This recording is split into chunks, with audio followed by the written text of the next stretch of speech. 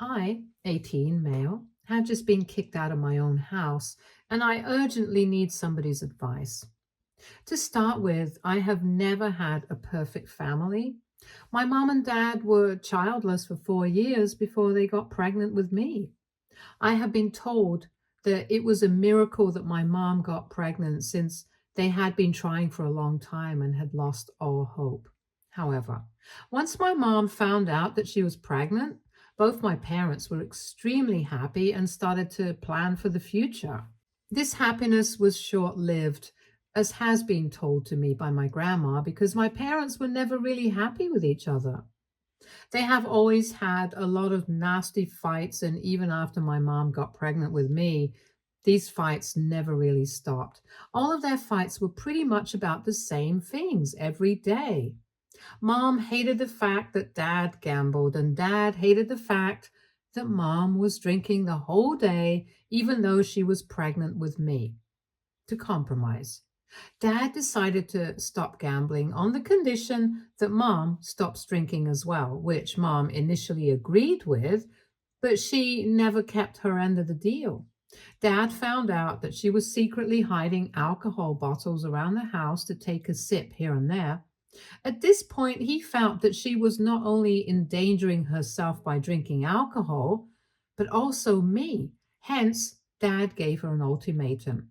He threatened that he would leave her if she did not stop, which apparently did not sit well with my mom. My grandma says that because of this, mom got really pissed and started to abuse my dad verbally.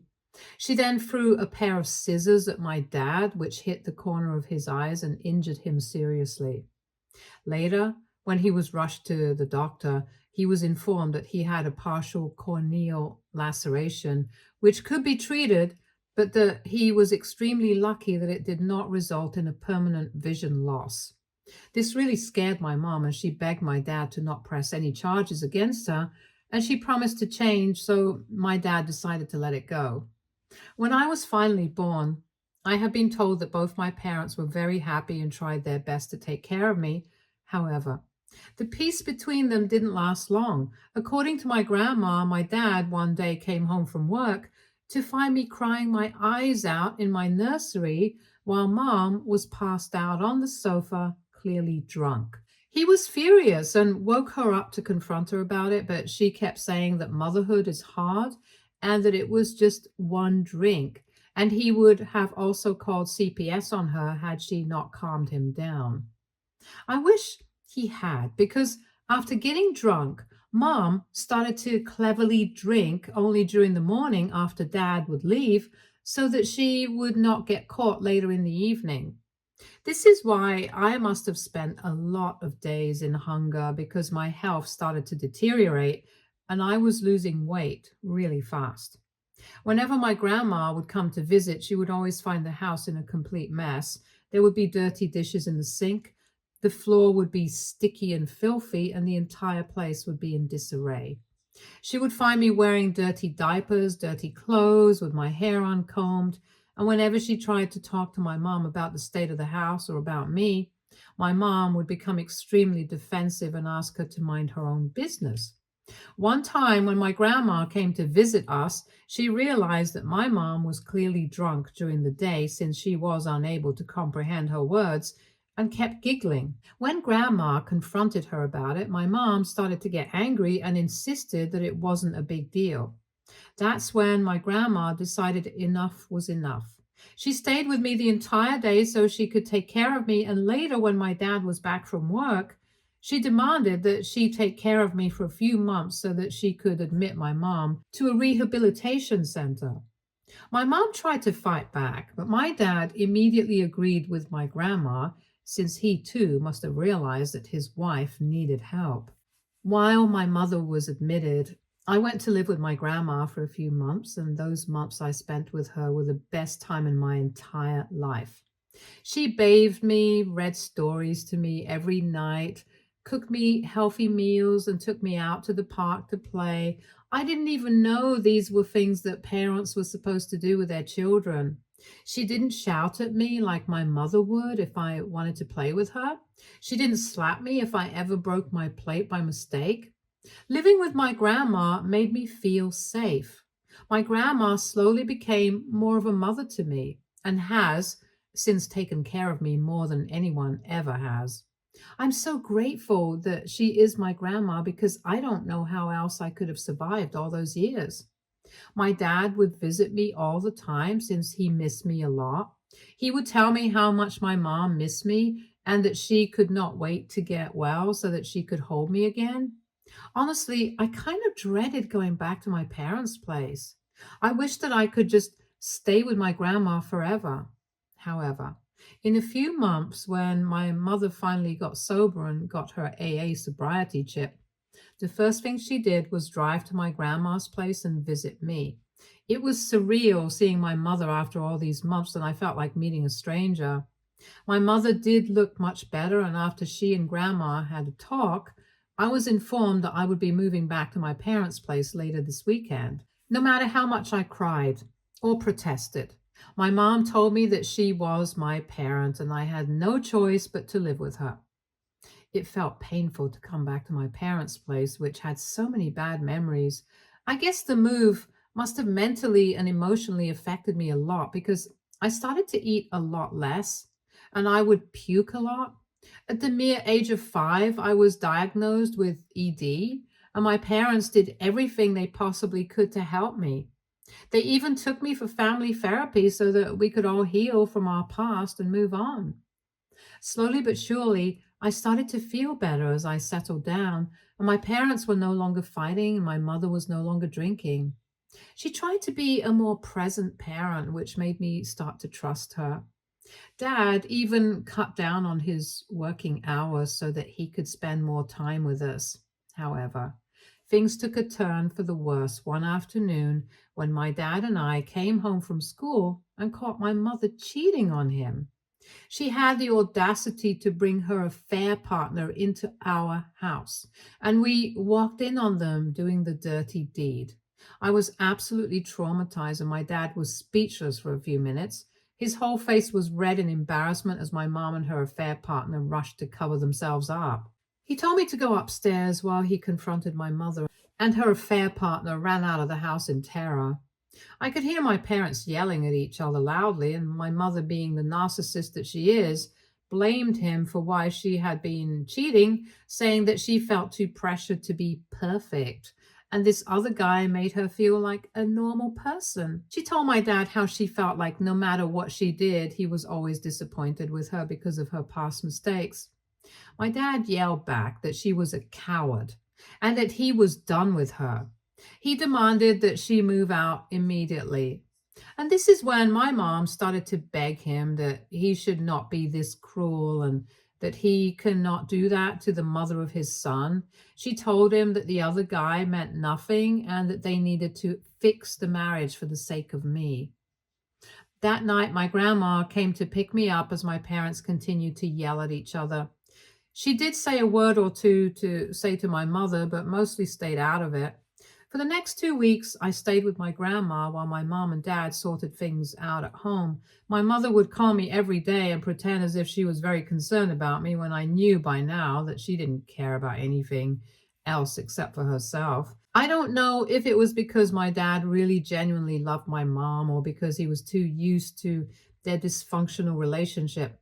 But in the end, he decided to stay with her on the condition that they start going for marriage counseling. However, despite my father's decision, I never saw my mother the same way ever again after catching her with the other man.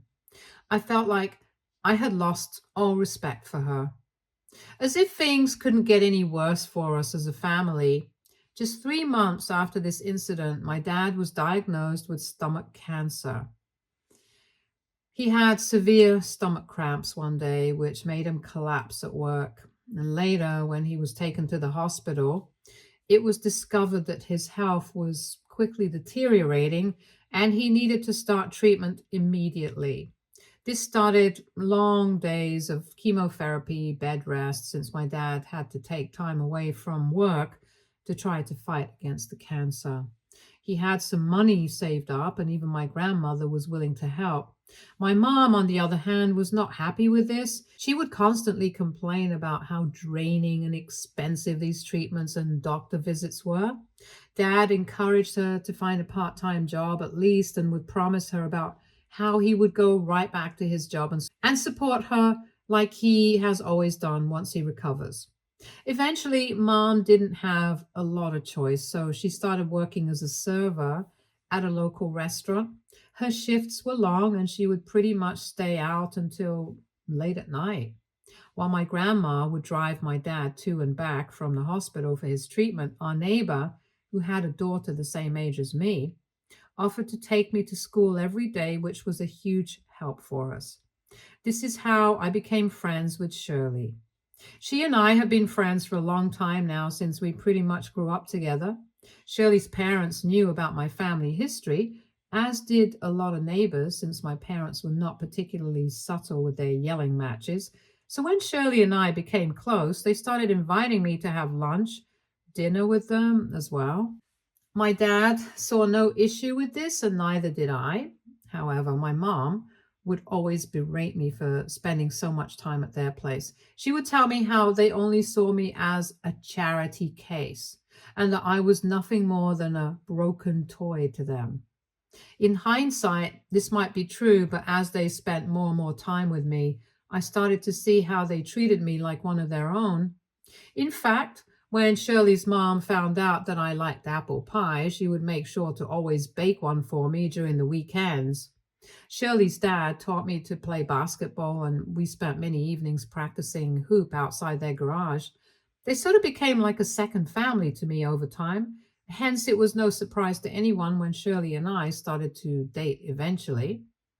Shirley brought everything positive to my life, and I am grateful every day that she is still my girlfriend despite all my crazy family history. Unluckily, my mom has never really warmed up to Shirley or her family overall this time, but they have never let her dislike come in their way of treating me with affection and love. A year into fighting cancer, my dad was informed by his doctors that the chemo was not helping him anymore and that he didn't have very long to live. This news was heartbreaking for all of us, and I spent many nights crying for him. As a child, I just could not understand why I was going to be losing the only parent who genuinely loved me and struggled to come to terms with my grief. My dad spent his last months with me, mom, and grandma as much as he could. One morning, he just didn't wake up anymore, no matter how much I called for him, and I knew that something was wrong. I ran to tell my mom, who called 911 immediately. I can't begin to write the pain I felt when the paramedics declared that he was dead. The only comfort we had was that he had passed away peacefully in his sleep. I did not let them take my dad's body away until I was literally physically restrained by my mom as I kept crying and screaming in grief. It was only when my grandma arrived that I calmed down a bit. I couldn't imagine the grief that she must have felt at that moment. The funeral happened without any issues. However, the real twist came when Dad's lawyer arrived to read his will. It was then that it was revealed that Dad had left all his money and his house to me. My mom was shocked and even asked the lawyer to show her the papers. I guess Dad knew the kind of person she was and wanted me to have his house and whatever little money was left after chemo so that I could have a decent start in life. Mom didn't like this one bit and kept asking the lawyer if she could fight this in court since the house rightfully should go to her, as she was his wife. However, since my dad had changed his will long before he went into chemotherapy, it meant that he was sound of mind and, well, that she didn't have any strong ground to stand on. My mom asked me what I wanted to do with the house, and I told her that I wanted to stay in the house. She told me how we could sell the house and move to a much better location, but I had just lost my dad, and this house was all I had that reminded me of him. So I obviously refused. It wasn't like she had any choice in this matter, so she continued to live in the house. I did notice that she looked extremely disappointed, but I didn't think much about it at that time. However, not even 2 months later, my mom informed me that she had met someone and that she wanted me to meet him finally. Now, imagine my surprise when I walked into the restaurant and she introduced me to none other than Andrew, the very same guy she had been caught sleeping with years ago by Dad and me. I immediately recoiled in disgust and shock as the man extended his hand to greet me. I asked my mom if this was the same guy, and she acted all surprised and told me to sit down so she could explain further. I refused to shake the guy's hand or even acknowledge him, as I was furious at my mom for even thinking I would ever want to meet him. My mom began to explain how they both had reconnected after all these years and that Andrew was just an old friend who made her feel good after Dad's death. There was something in her words that just made me feel like she was lying to me. They also seemed extremely cozy with each other and kept kissing, which made me even more uncomfortable.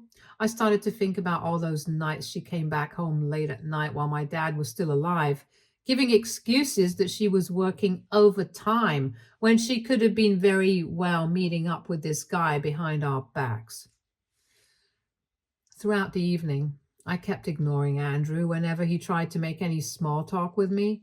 Later, my mom was pissed at me for being rude to her boyfriend and told me how disrespectful it was. I remember that she even told me that this is why she was thinking of marrying Andrew in the next few months, so hopefully I could have a positive role model in my life. I was pissed hearing this and told her that there was no way that I wanted him in my life and that if they did get married, then she had to move out because I would rather live alone than with a man who had the audacity to have an affair with her while my dad was still alive. My mom threatened me that I was still underage and that she was my parent, so I have no real choice in this matter, anyways. Unfortunately, she was right. And true to her word, she soon got married to Andrew and he quickly moved into our house. Once he moved in, he made sure to remind me every day that he was the man of the house. He hated the fact that I had pictures of my dad and me in our living room. So one day, after I came back from school, I discovered that he had taken those pictures down and put them in the basement. When I angrily confronted him, he told me that he and my mom needed to make a fresh start. Hence, I was only allowed to put up pictures of my dad inside my bedroom. As if this wasn't enough for me to hate him, he was also extremely controlling. He would call my mom every time her shift ended and would call her back again if she was even a minute late to reach home. Slowly, he started to do this with me as well, but I shut him down quickly.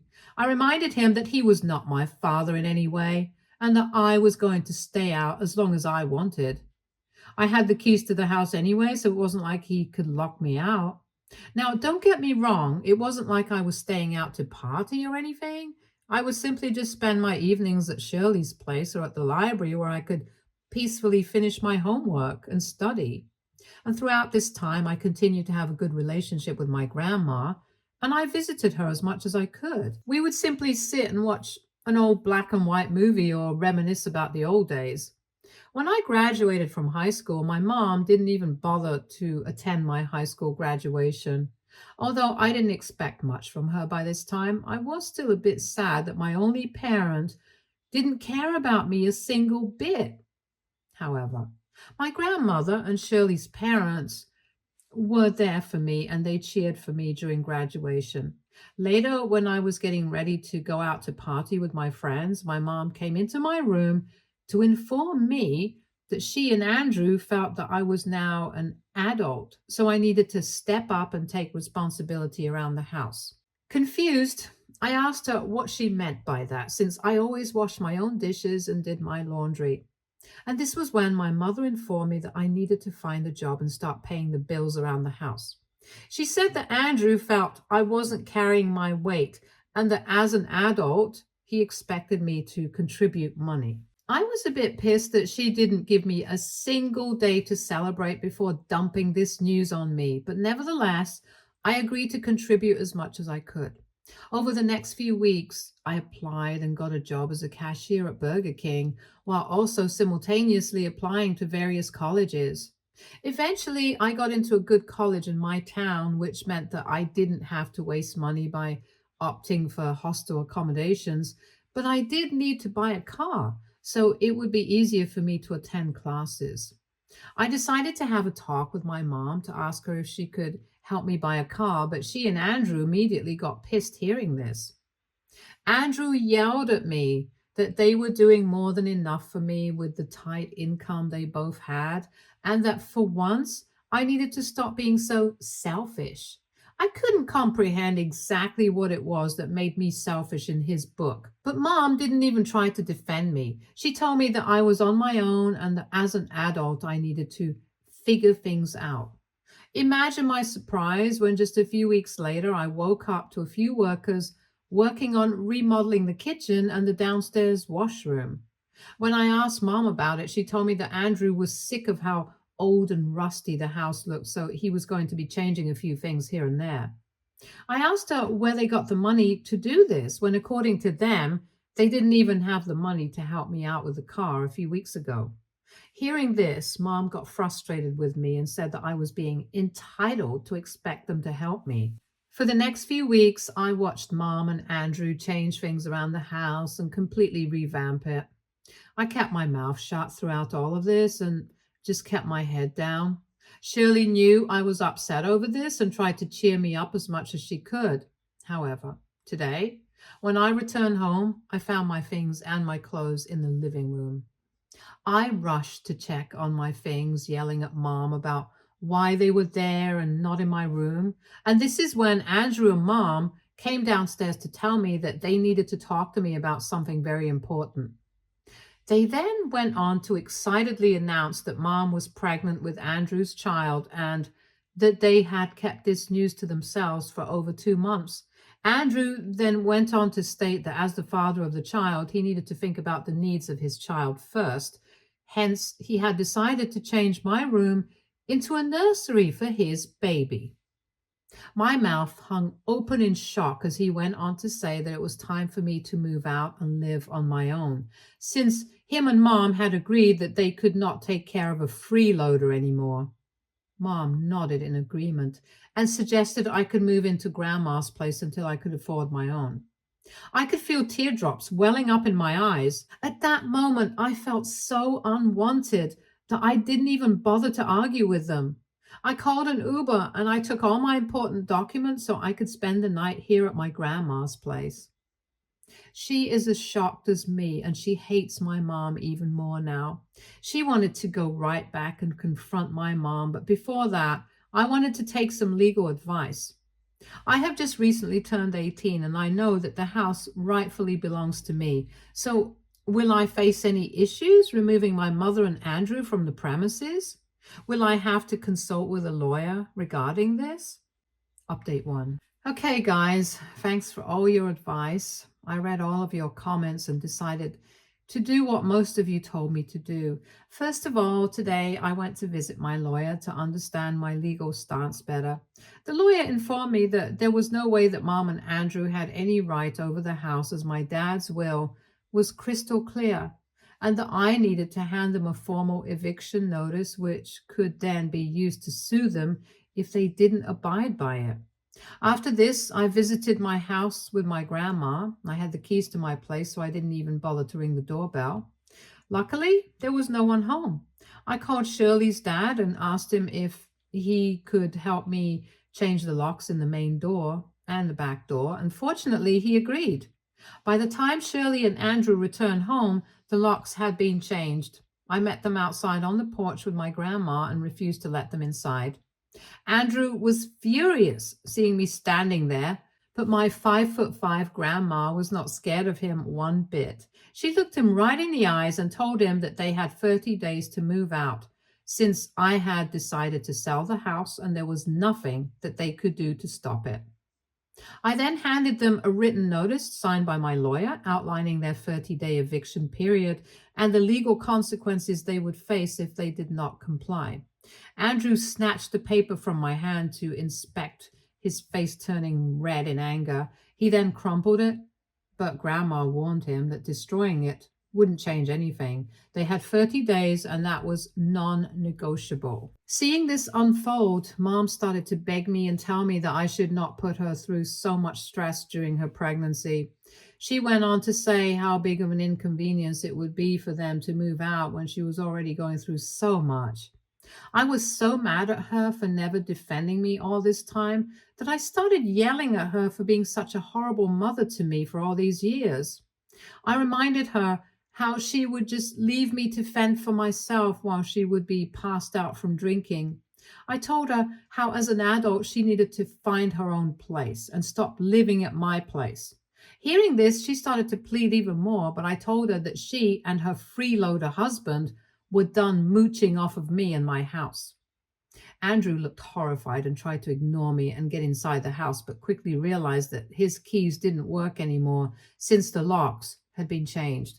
He started to yell at me, but I told him that I would call the police on him because he was technically trespassing on my property now. It was satisfying to see him look pissed, but unable to do anything. I told both of them that this was only going to be the start of all their trouble and their new baby if they didn't listen to me.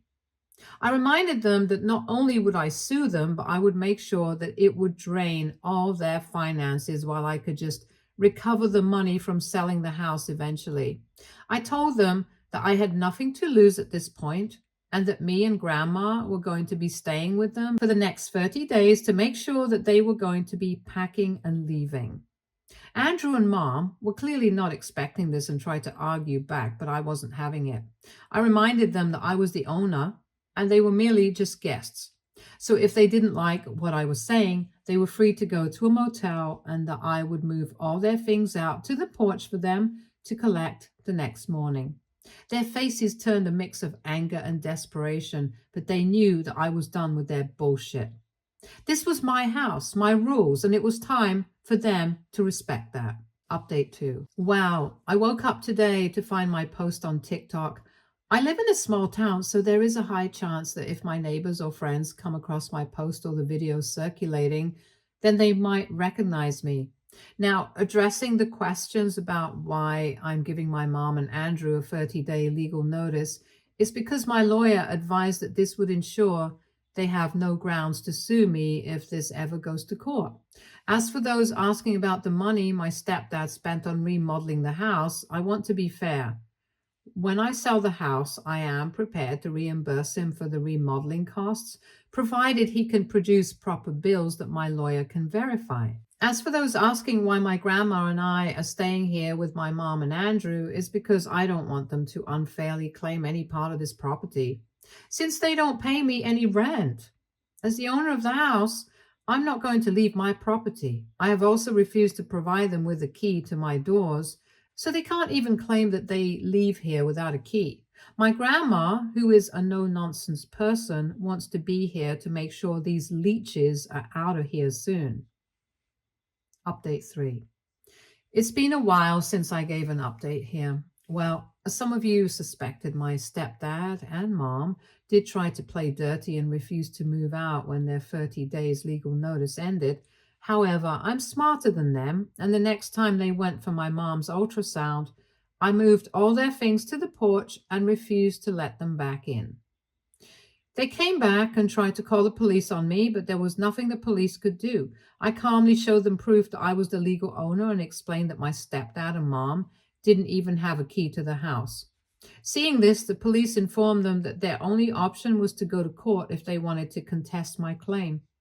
Andrew cursed me out loudly and started to walk over aggressively, but one of the officers warned him to calm down or risk being detained. Eventually, my mom and Andrew were removed from my property, and it was satisfying to watch them realize exactly what they had lost. Since then, I have installed cameras all over my property and talked with a real estate agent who will start showing the house to potential buyers next week. Stay tuned for more stories from our girl relationships.